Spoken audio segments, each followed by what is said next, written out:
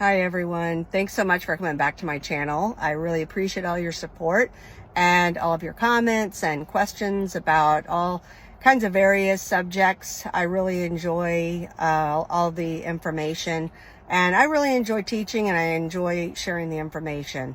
So I've got a lot of questions about the content I'm going to discuss today. And sometimes the questions are sensitive, and I don't mind talking about sensitive subjects. I'm used to it. I've been a nurse practitioner for over 10 years, so I'm used to just diving into all kinds of information, and that's fine because everyone has questions. So today, the content is about testosterone. It's not about management of testosterone levels.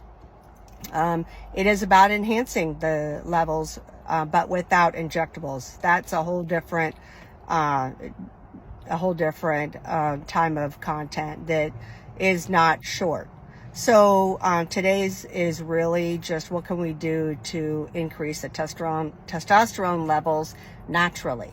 Now, testosterone started to be recognized in the 1800s.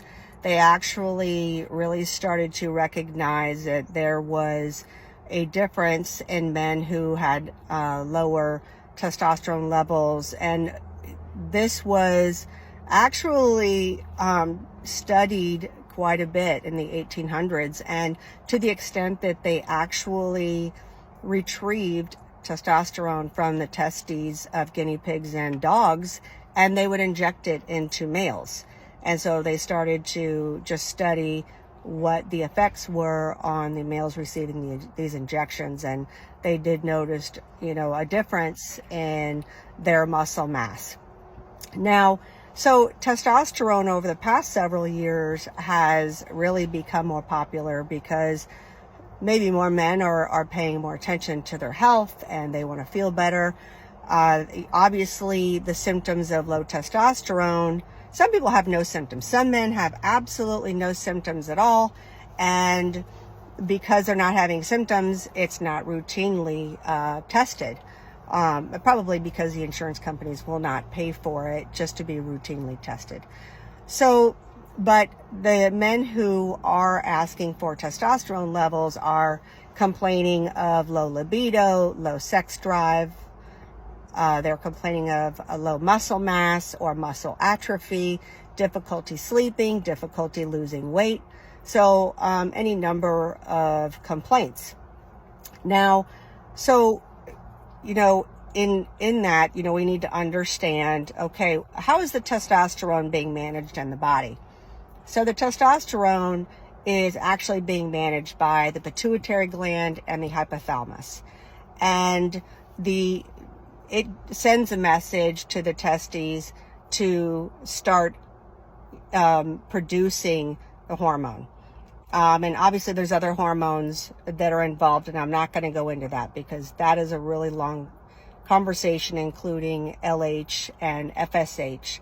So moving forward, something that I try to integrate with the visits when I'm talking to males and talking to other men just on a day-to-day basis who are, friends, family.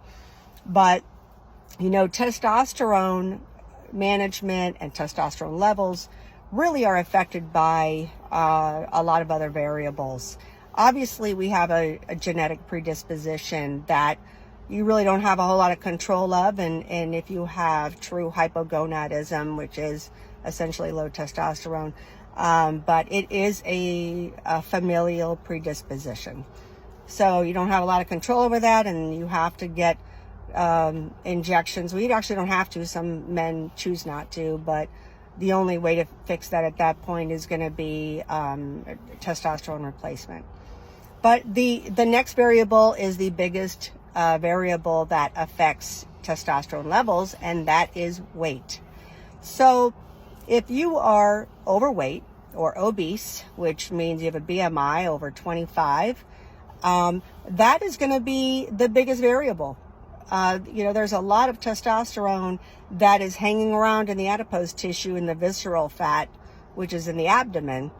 And, you essentially have to think you don't have access to that that testosterone. Your body's not able to use it because it's just sitting there, is what I tell most men. It's just sitting there. So you need to lose that weight so that your body can use it more effectively.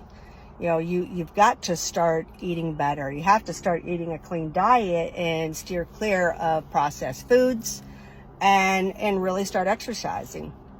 Now, the best exercise for men who want to increase their testosterone levels is going to be HIIT training.